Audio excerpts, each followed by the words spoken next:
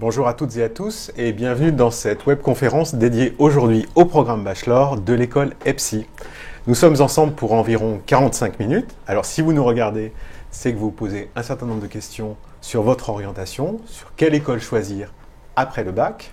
Pour répondre à toutes ces questions, 3 personnes avec moi sur ce plateau aujourd'hui. Tout d'abord, Marielle Alliot-Sangaré, vous êtes directrice de l'innovation et de la pédagogie à l'EPSI. Bonjour. Xavier Tostivin, vous êtes directeur du réseau EPSI. Bonjour. Et enfin, Imad Boussaïd, vous êtes directeur du développement. C'est ça. Bonjour. Dans la deuxième partie de cette webconférence, nous serons rejoints par 3 étudiants de l'EPSI qui viendront témoigner de leur expérience et vous pourrez bien entendu aussi leur poser vos questions. J'en profite pour vous rappeler que vous pouvez poser toutes vos questions à partir de la page sur laquelle vous nous regardez. Alors n'hésitez pas, nous essaierons de passer un maximum de questions. Pour débuter cette webconférence, tout d'abord une petite question pour vous, Xavier. Pour ceux et celles qui ne connaissent pas l'EPSI, comment pourriez-vous décrire l'école? Comment pourriez-vous pitcher l'école? Alors, une école post-bac créée par des professionnels qui diplôment en bac plus 2, bac plus 3, bac plus 5. Elle est présente sur tout le territoire et nous avons des partenariats à l'international. Une école très proche des entreprises, un programme, une école qui vise une excellence technique mais aussi un travail sur le savoir-être et pour finir, une excellente employabilité à l'arrivée. Alors, on a tout de suite une première question de Édouard. Quel type de diplôme délivrez-vous? Alors, nous diplômons à plusieurs, au niveau bac plus 2 avec par exemple le BTS. Nous diplômons aussi en niveau 2, donc en bac 3 avec des diplômes réseau comme la SRBD ou bien des diplômes de développement concepteur développeur informatique, et bien sûr aussi nous diplômons en bac plus 5 avec notre titre historique expert en informatique et en système d'information. Une petite question de Roxane justement sur le parcours EPSI. Y a-t-il de l'alternance dans le parcours EPSI?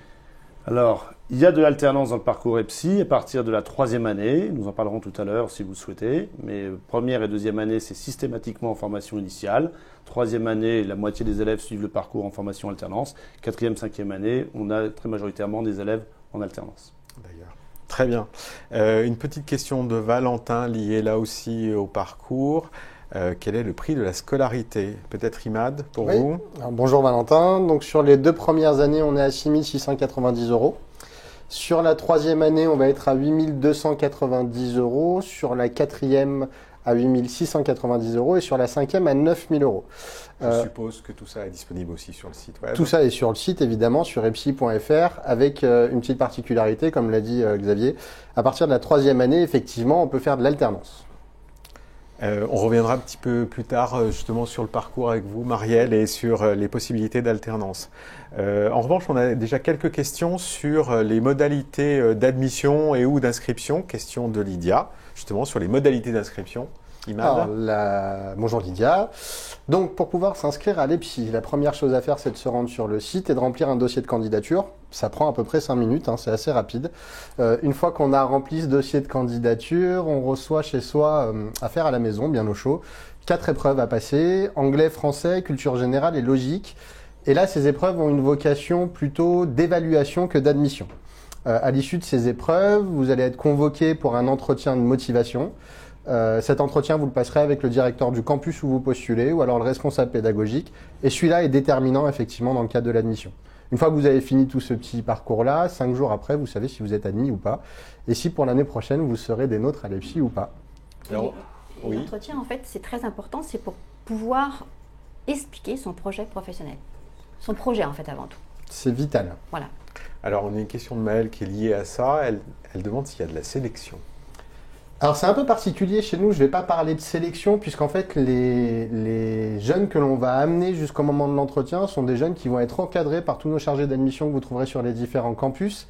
Et du coup, en fait, on essaye d'amener au bout des gens dont le projet et la motivation correspondent aux valeurs de l'EPSI. Donc du coup, effectivement, on a très peu de sélectivité sur la fin puisque les gens qui sont là, on a déjà fait le travail en amont, pour être sûr qu'ils correspondent parfaitement à ce qui est attendu. Alors, petite question sur le programme qui arrive très très vite sur mon écran. Question de Romain, jusqu'à quand peut-on s'inscrire? Alors Romain, je vais être Le plus tôt possible. Le plus tôt possible, c'est le mieux. Non, en fait, à l'EPSI, vous l'avez compris, on n'a pas un système de recrutement élitiste, c'est-à-dire qu'on ne va pas cumuler tous les dossiers, et en fin d'année choisir les 30 qui intégreront la classe, que ce soit en première année, deuxième année. Je sais pas pour quelle année Romain postule d'ailleurs. Le système fait que si le projet correspond, la motivation est là, on vous accepte. Donc en fait, la seule limite qu'on a avec ça, c'est qu'à partir du moment où on n'a plus de chaise pour vous asseoir, vous aurez beau être le meilleur candidat du monde, on ne pourra pas vous admettre. Donc Romain, si les psys t'intéressent, je te conseille d'y aller rapidement. Alors Xavier, vous nous avez donné quelques informations sur les titres qui étaient délivrés. On a 2 questions sur les titres. On a d'abord une question de Victor 42 qui dit « Qu'est-ce que le BTS SEO et qu'est-ce que cela apporte à long terme ?» Alors, c'est un titre d'État, donc le BTS SEO, vous avez la possibilité de le passer. Pourquoi ? Tout simplement, soit pour sécuriser votre parcours, mais vous savez qu'aujourd'hui, les jeunes souhaitent de plus en plus aller à minima Bac+3. Donc, qu'est-ce que ça va vous apporter ? Tout simplement une reconnaissance académique, une reconnaissance assez classique d'un diplôme d'État qui viendra sécuriser vos 2 premières années. Nous insistons pour que les étudiants, à l'issue de cette 2e année, continuent bien sûr chez nous et construisent ou sécurisent leur projet professionnel en les incitant à réfléchir avec nous sur leur orientation, leur projet professionnel qui s'affirme année après année. Et après un BTS SEO, qui peut être soit dominante développement, soit dominante autres, peuvent se poser la question de confirmer ou pas une orientation, confirmer ou pas une première impression. Il est clair que c'est en effet la possibilité qui est offerte à un étudiant de sécuriser avec un diplôme classique bien connu des familles et qui rassure, et des entreprises. Et qui rassure et les entreprises et les familles. Maintenant, le BTS SEO, c'est une passerelle. Je pense que c'est ainsi qu'il faut l'imaginer. En tout cas, c'est comme ça qu'on l'a imaginé chez nous. Oui, et Marielle ? c'est une passerelle en fait qui permet d'attaquer une spécialité. Mais on ne reste pas avec cette spécialité si on a envie d'aller beaucoup plus loin en informatique. D'accord. Et on incite les jeunes à aller plus loin. Il faut continuer, oui. Toujours sur les titres délivrés, une question d'Iris. Est-ce que vous délivrez un diplôme d'ingénieur à l'EPSI ? Alors, l'EPSI aujourd'hui n'est pas une école qui est membre de la CTI. Donc nous sommes aujourd'hui, nous délivrons un diplôme de niveau 1, niveau 2, niveau 3, je l'ai évoqué tout à l'heure, mais en niveau 1. Niveau 1 qui est le plus élevé. Qui est le plus élevé, donc en Bac+5. Nos titres sont inscrits au RNCP, donc c'est des diplômes d'État. Voilà. Ce sont des diplômes d'État du système professionnel en fait, qui valident des compétences, tant de niveau 1, c'est-à-dire Bac+5, de niveau 2, c'est Bac+3, 4, de niveau 3, c'est Bac+2. Donc ce sont des titres qui sont reconnus par l'État, mais qui permettent de dire, eh bien moi j'ai telle compétence. D'accord. On y reviendra quand on parlera notamment de la structure du programme. Encore une petite question de Z qui dit si on est nul en anglais, c'est pénalisant pour entrer dans l'école ? Non, Z, dès la première heure, je vais répondre, pardon, j'ai pris la... Non, Z, c'est pas pénalisant, Z. Par contre, l'anglais, faudra t'y mettre, effectivement. L'anglais, c'est primordial quand on est dans l'informatique, ça, je vais l'apprendre à personne. Mais dès la première année, on va pouvoir t'accompagner, par le biais de plateformes, par le biais des cours que tu auras, et aussi par le biais de stages en immersion, d'expatriation internationale qui vont te permettre de progresser et de t'améliorer en anglais, Z. Donc n'aie pas d'inquiétude, on a vu des cas sûrement plus compliqués que toi arriver à se mettre au niveau en anglais une fois chez nous. On y arrive. Et dernière question de Lisa avant qu'on passe à toutes les questions sur le programme. Avez-vous des journées de rencontres, des portes ouvertes ? Oui, il y en a sur tous les campus. Le mieux pour avoir les dates, puisque vous l'avez compris, Xavier l'a dit tout à l'heure, on a un réseau de campus qui essaime à peu près toute la France. C'est d'aller sur le site, vous allez pouvoir trouver les moments de rencontre, de journées portes ouvertes, soirées portes ouvertes. Et s'il n'y en a pas assez rapidement pour vous, n'hésitez surtout pas à solliciter les gens en charge de l'admission sur les campus. On pratique beaucoup le rendez-vous individuel, l'immersion en classe qui vous permettent de définir votre projet d'orientation et de pouvoir être sûr que l'école correspond à vos attentes. Et voir l'école de l'intérieur. Et voir l'école de l'intérieur, c'est toujours assez sympa. Rencontrer des enseignants, rencontrer des professionnels, rencontrer des permanents. Très bien. Alors Marielle, je reviens vers vous. Vous nous avez dit que vous étiez directrice de l'innovation et de la pédagogie. Oui. Qu'est-ce que ça veut dire ? Alors, pour une école comme l'EPSI? Alors l'EPSI, c'est une école informatique. Donc l'innovation, c'est super important. Il faut sans cesse être au courant, au fait des nouvelles technos qui arrivent, de ce qui se passe en informatique, des nouveaux métiers. On a sans cesse des nouveaux métiers, sans cesse de nouvelles technos qui amènent le besoin de nouvelles compétences. Donc si je prends un exemple, on a par exemple la sécurité à l'heure actuelle. On parle beaucoup de cybersécurité. On a besoin vraiment de nouvelles compétences en sécurité. On a besoin de nouvelles compétences en données, quand on parle de big data. On a aussi besoin de nouvelles compétences en infrastructure, système et réseau. Donc on est sans cesse, en fait, en informatique, c'est le côté très sympa de l'informatique, c'est qu'on est sans cesse en train de renouveler. Il n'y a que des côtés sympas, de toute façon. Il n'y a que des côtés sympas. Ouais. C'est très sympa, on a besoin toujours de revoir et d'actualiser nos compétences, en fait. Très bien. Et alors, si vous pouvez nous donner quelques points caractéristiques, j'ai envie de dire, du programme Bachelor de l'EPSI. Alors, la particularité au niveau de ce programme, c'est qu'on prend, on va dire, au même niveau d'importance, tant l'infrastructure, système et réseau, que la partie développement, que la partie données. Et ça, c'est fondamental, parce qu'un informaticien a besoin d'avoir des compétences en développement, en programmation donc, des compétences en infrastructure. Quand je code, j'ai besoin de savoir sur quel matériel je vais installer en fait mon application, et a besoin aussi de savoir ce que sont les données. Quand je développe une application, je vais aller chercher des noms, des prénoms, etc. Donc on a besoin de ces trois notions-là. Et donc dans notre programme, on prend de la même importance en fait, aussi bien la partie infra que la partie dev, que la partie données. D'accord, ce triptyque. Question de Hippolyte, qui sont justement les enseignants qui enseignent ces différentes matières ou ces différents domaines? Alors, on a beaucoup de professionnels en fait. Ce sont des gens de terrain qui sont... alors, l'informatique, on a des gens passionnés. On adore en fait, on est passionné par ce que l'on fait. Et donc, les formateurs, ce sont en général des professionnels qui viennent du terrain et qui viennent enseigner parce qu'ils aiment aussi partager. Le côté de l'informaticien, c'est je partage. Je travaille toujours en collaboratif, je travaille tout le temps en équipe. Et donc, le professionnel aime bien partager. Donc, un formateur, au niveau de l'EPSI, c'est très souvent un professionnel de terrain. Alors, je reviens sur deux petites questions pour l'intégration. Une question de Babali qui dit « Est-ce que ceux qui ont une licence en physique et chimie peuvent intégrer l'EPSI ?» Alors oui, je vais répondre. Oui, Babali, tu peux intégrer l'EPSI. En fait, à l'EPSI, il y a deux choses qu'on prend en compte dans l'intégration d'un nouvel élément, d'un nouvel apprenant chez nous.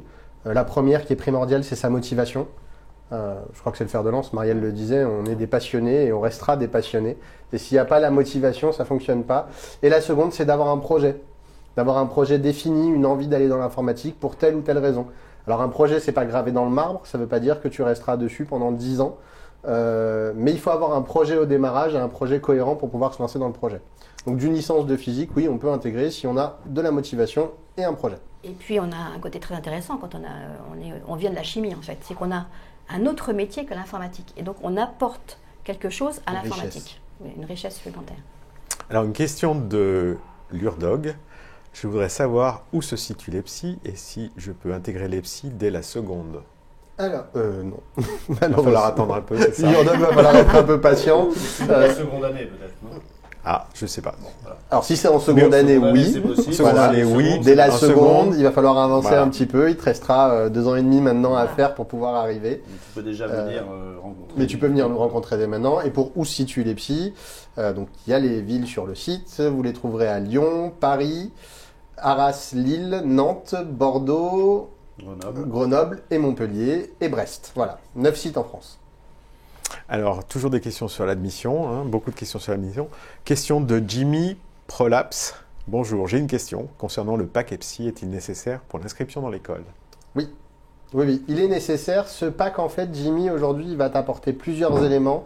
Le premier, c'est l'accès à tout un tas de ressources dont tu auras besoin tout au long de ton cursus, que ce soit en termes de licence, de contenu, des choses qui vont enrichir ton parcours. Et la seconde, c'est que ce pack te permettra, une fois par an, de passer une certification professionnelle, le plus souvent des certifications éditeurs. Donc on va trouver des certifications Java, on va trouver des certifications Red Hat, Linux, Cisco. Ce sont des certifications qui sont très reconnues au niveau professionnel. En fait. C'est ça. Donc effectivement, en ce sens-là, le pack est plutôt nécessaire à suivre le cursus à l'EPSI. Question de Fabrice, j'aimerais savoir si les programmes offerts en anglais ont les mêmes frais de scolarité ou académiques que ceux offert en français. Alors en fait, pour l'intégration de gens hors Union européenne, ça passe directement par FIGS, qui est France International Graduate School. Donc il faut aller sur leur site à eux. Je suis pas au fait des frais, il me semble que c'est les mêmes. Non, ils sont plus chers pour les programmes anglophones. Et à ce jour, à l'EPSI, les programmes anglophones ne sont dispensés qu'à Paris. Ouais, totalité de la scolarité en anglais, de B1 à I5, c'est à Paris. Alors la fin de la question de Fabrice, c'était, ayant les documents originaux tout en anglais, sommes-nous obligés de les traduire? Absolument pas. Pour FIGS, le service est là pour s'occuper de ça, justement. Très bien, on redonnera l'adresse oui. à la fin de la webconférence. Une question pour Marielle, puisqu'on a parlé de la structure du programme, une question de Alex. Quelle est la différence entre votre école et l'EPITA? Alors, notre école, en fait, dans notre programme, quel qu'il soit, on a une grosse partie projet. Et dans les projets, on est coaché en fait par on appelle un coach dans MyDeal. En fait, ça se fait dans un endroit effectivement où on peut créer, innover. Et donc, on met la main dans le cambouis en fait. Donc, on met la main dans le cambouis, on a le droit à l'erreur. Et le coach est là pour pouvoir aider à revoir le code si ça ne marche pas, à revoir le matériel si ça ne marche pas, etc. Donc il est là pour mener petit à petit, pour amener en fait, on va dire, le groupe d'apprenants à développer les compétences qu'on vise par les projets. Donc il y a une grosse partie module de cours et il y a une grosse partie projet, mais que ce soit module ou que ce soit projet, on a toujours soit un formateur, soit un e-coach qui est là pour les amener, c'est-à-dire pour amener l'apprenant à développer petit à petit les compétences. On n'est jamais tout seul. On n'est jamais tout seul. Très bien. Question de Mia, faut-il avoir des bases en HTML et CSS pour favoriser ses chances d'être pris dans l'école? Favoriser, pas spécialement. C'est toujours mieux. Plus on peut avoir de culture et plus on s'intéresse à ce domaine et plus ça crédibilisera le projet. Favoriser, pas spécialement, mais c'est toujours un plus. Ouais. Ça prouve l'intérêt que vous portez c'est ça. aux études informatiques. D'accord. Question pour Marielle. Qui sont les enseignants? Alors les enseignants, ce sont des formateurs professionnels, en fait, qui sont sur le terrain et qui sont... alors ils ont chacun on va dire leur passion et chacun leurs compétences. Donc on a des formateurs qui viennent d'entreprises pour le développement, d'autres qui viennent d'entreprises ou d'éditeurs d'ailleurs aussi, pour l'infra. Et pour la partie données, c'est la même chose. Ils viennent soit des éditeurs, soit des entreprises ESN, grands groupes, etc. Question de Mathieu, est-ce que vous pouvez donner quelques exemples de cours qui sont délivrés à l'EPSI? Ah oui, on peut donner beaucoup d'exemples. Peut-être pour être très concret. Quelques exemples. Donc en fait, au niveau des modules, dans le programme Bachelor, on va avoir tout ce qui concerne l'administration en Linux, tout ce qui concerne l'administration en Windows, tout ce qui est sécurité et cryptographie. Ça, c'est pour la partie infra. Pour tout ce qui est partie développement, on va avoir infrastructure, pardon, je suis dans le langage informaticien. Dans la partie en fait développement, on va avoir tout ce qui est algorithmique, parce que ça c'est le socle en fait. On a la partie Java, la partie HTML, CSS. Dans la partie données, maintenant, on a tout ce qui est modélisation de base de données. On va avoir Oracle, qui est un SGBD, un système de gestion de base de données. Et on a aussi SQL Server, qui est un autre SGBD. Ce qu'il faut bien comprendre, c'est qu'on veut asseoir les bases et ensuite, avec ces bases, on peut utiliser n'importe quel langage ou n'importe quel SGBD. C'est très important d'asseoir le socle, on va dire, de compétences.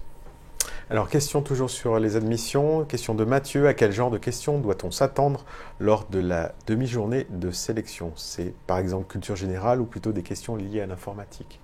Imad, peut-être ça dépend, Mathieu. Est-ce que tu parles pendant tes tests? Si c'est pendant les tests, tu vas avoir 4 épreuves. Une en anglais, une en culture générale avec une partie effectivement culture générale et une partie plus orientée autour de l'informatique. Une partie en logique et une partie en français. Ça, c'est pendant les tests. Si la question, c'est quelle question pendant l'entretien, quel type de question pendant l'entretien, on va te demander de te présenter, de te définir et de nous expliquer ton projet et pourquoi tu es là. Globalement, la structure de l'entretien, elle tourne autour de ça. Très bien. Alors, une question d'Adrien, puisque Marielle, vous avez cité MyDeal. Oui. Il demande, qu'est-ce que MyDeal? Comme tu réponds. Alors, je vais commencer. MyDeal, c'est My Digital Innovation Lab. Donc c'est un labo qui existe aujourd'hui, et j'en parle avec beaucoup de plaisir dans l'intégralité de nos EPSI. C'est un labo qui est ouvert aux étudiants, c'est un labo qui s'est voulu ouvert, dans lequel ils vont trouver absolument, ou presque, tous les derniers joujoux technologiques qui existent. Alors ça va aller, c'est un peu ça, c'est leur Fnac personnelle dans laquelle ils peuvent s'approvisionner. Noël avant Noël. C'est Noël avant Noël, c'est exactement ça. Que ce soit de la réalité virtuelle avec les casques Oculus Rift ou HTC Vive. C'est super en fait. C'est que ce soit de l'holographie avec Voilà. le HoloLens, que ce soit de la robotique avec le Nao, que ce soit Le de petit robot qu'on voit le partout. petit robot qu'on voit un peu partout, qui était avant chez Ardisson, qui était chroniqueur de l'émission de Thierry Et Ardisson. maintenant, il est à l'EPSI. Et maintenant, c'est pas le même, c'est son cousin. Enfin bref, vous l'avez compris, le prisme est très large des technos qu'on va trouver là-dedans. Et effectivement, on a eu la joie de monter ça, de mettre en place ça dans tous nos EPSI et d'incorporer ça au cœur de notre pédagogie. Alors c'est fondamental parce que on tient beaucoup à l'EPSI à l'innovation et à la créativité. Donc pour pouvoir innover, il faut être dans un endroit autre qu'une salle de cours.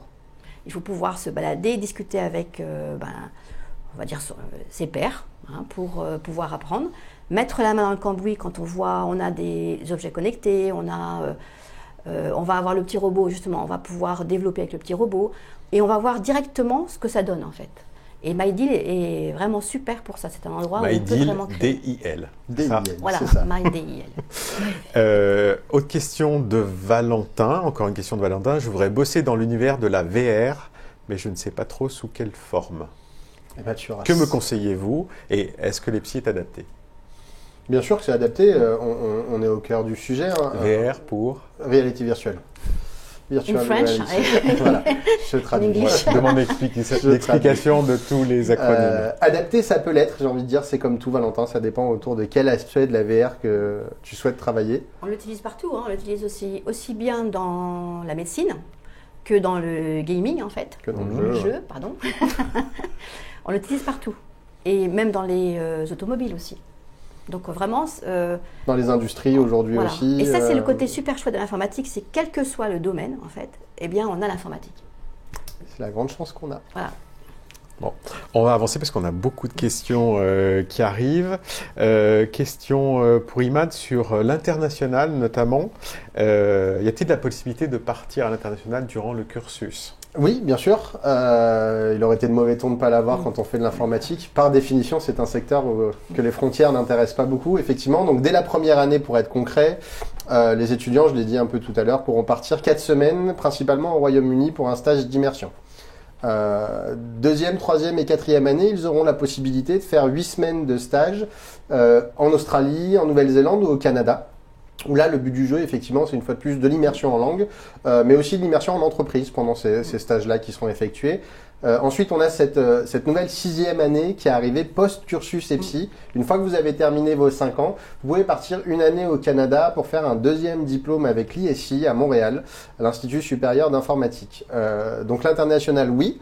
Par le biais de l'immersion, comme je viens de l'évoquer, mais aussi par le biais du stage, c'est-à-dire que tous les ans, pour nos étudiants en initiaux, ils ont des périodes de stage, et ce stage peut se faire aussi bien en France qu'à l'étranger. Les périodes à l'international, si on peut y revenir, c'est une question de Romain. On en a à plusieurs étapes du parcours. En première, deuxième, troisième, quatrième et cinquième année. Et sixième. Et sixième au Canada, full time. Si j'ai bien compté. Hugo pose la question, combien de destinations sont disponibles ou sont possibles? Comme je l'ai dit, donc on en a tout le Royaume-Uni, l'Australie, la Nouvelle-Zélande et le Canada. Pour l'instant, on a de nouveaux partenariats qui sont en train de se mettre en place, mais pour l'instant disponible à 7 heures à ce jour, c'est cela. Question de Alex, quelles sont les langues obligatoires dans le parcours? Alors, vous l'avez bien compris, l'anglais, ça Oui. c'est quelque chose sur lequel on ne peut pas revenir. Et dans le pack, on a la possibilité, on a une ressource en fait qui nous permet aussi de garder, si on a déjà une deuxième langue, ou d'apprendre une deuxième langue. Voilà. Et c'est au choix en fait. Mais la langue obligatoire, c'est l'anglais. D'accord, très bien. On enchaîne avec tout ce qui concerne les relations entreprises, puisqu'on a pas mal de questions qui arrivent sur ce sujet. On a de nouveau une question sur l'alternance. Peut-être rappeler à quelle période du programme on peut faire de l'alternance? Alors, à partir de la 3e année, comme on l'a évoqué tout à l'heure, et l'alternance, alors 2 types de contrats possibles. Le contrat de professionnalisation, ça vous le trouverez sur l'intégralité de nos EPSI, ou le contrat d'apprentissage que vous trouverez à l'EPSI Paris et à l'EPSI Lille aujourd'hui, qui sont les 2 villes qui proposent l'apprentissage. L'alternance avec cette vertu d'avoir la moitié du temps en entreprise, la moitié du temps à l'école et d'être salarié d'une entreprise. Très bien. Alors, question pour vous, Xavier, peut-être nous dire avec quel type d'entreprise, ou même des exemples d'entreprises, qui collaborent avec l'EPSI. Alors, le côté professionnalisant, je l'ai rappelé en introduction, c'est extrêmement important.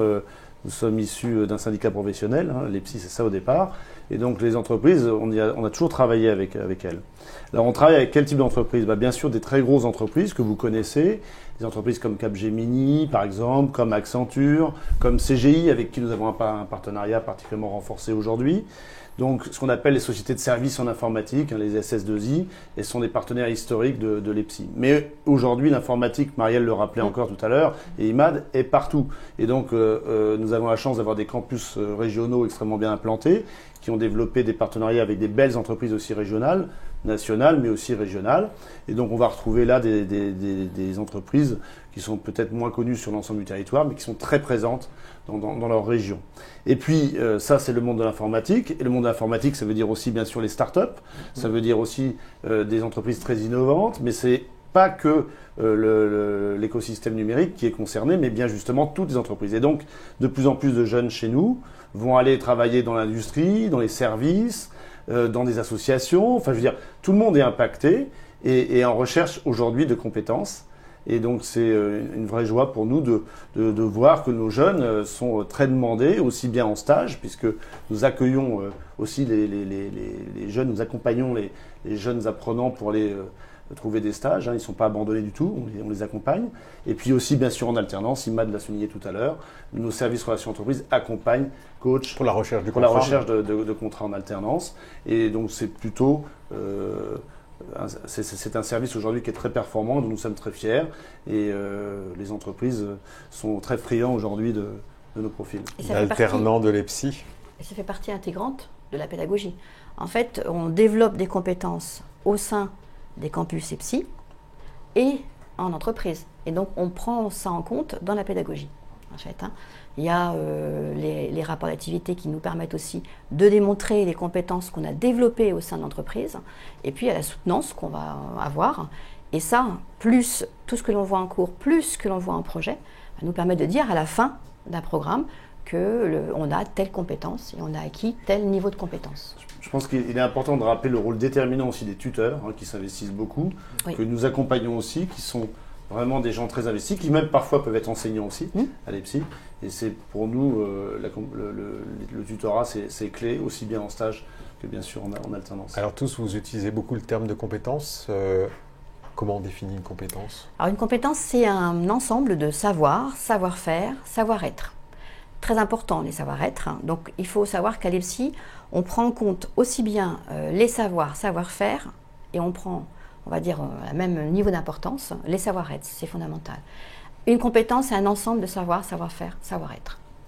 Quelques questions justement par rapport à ça sur les métiers auxquels prépare. On a vu qu'on pouvait aller dans tout type d'entreprise, soit des entreprises dites informatiques, soit des entreprises qui ont besoin de personnes dans leur service informatique. Peut-être dire les grands métiers auxquels on peut prétendre en sortant de l'EPSI. À en donner quelques-uns, je veux bien. Quelques-uns, pas tous. tous. Ils sont très nombreux. C'est Alors, question de évidemment- Victor, pardon. C'est question de Victor. Alors Victor, c'est une vaste question, on pourrait presque faire des heures là-dessus, mais on va pas le faire aujourd'hui.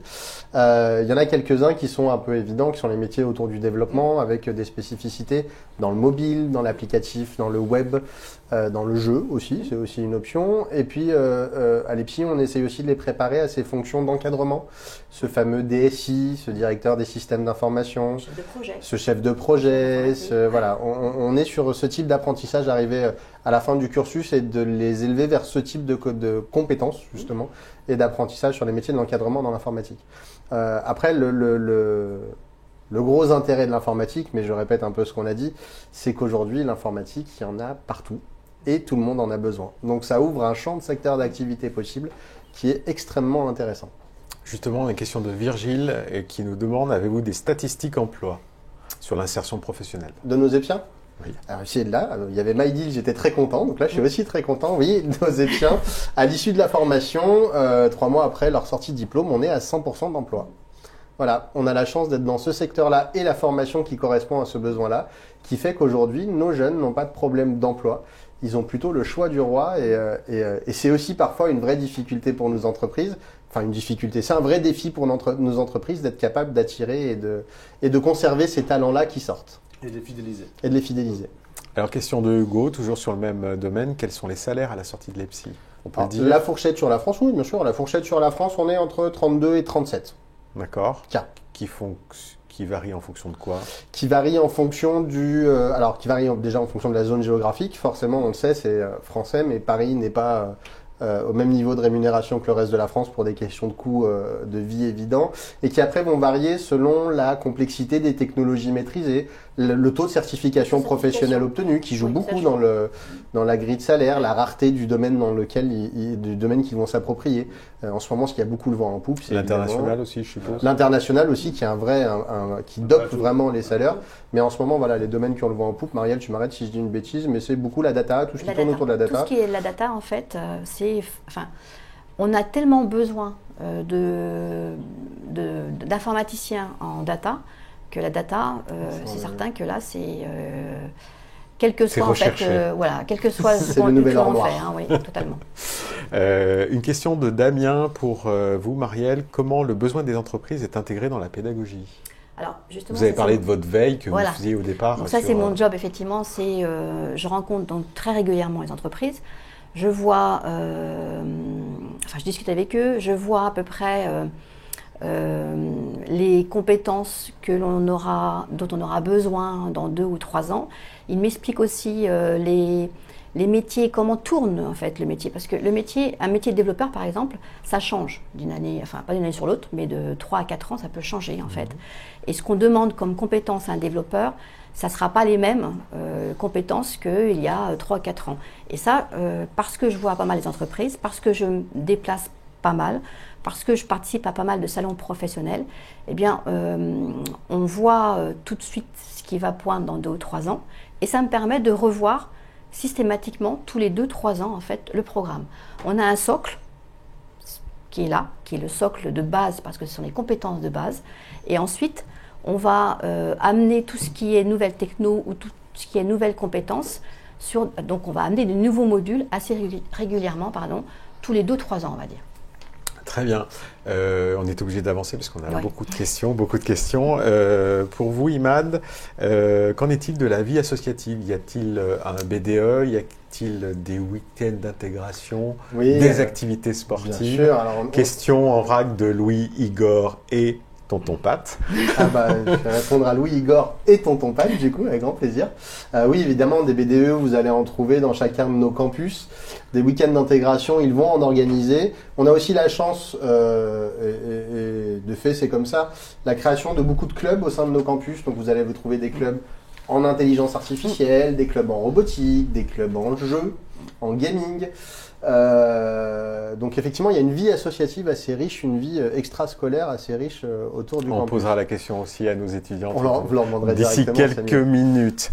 On va arriver au terme de cette première partie. Je voudrais juste poser une question à Xavier en conclusion, justement. Si on devait retenir quelques points forts de l'école EPSI, quels seraient-ils? Alors, une très grande professionnalisation, des intervenants professionnels, et un international qui se développe très fortement, une agilité des programmes. Très bien. On arrive au terme de cette première partie. Nous nous retrouvons dans quelques secondes, donc ne zappez pas, et 3 étudiants seront ici avec nous sur ce plateau. À tout de suite.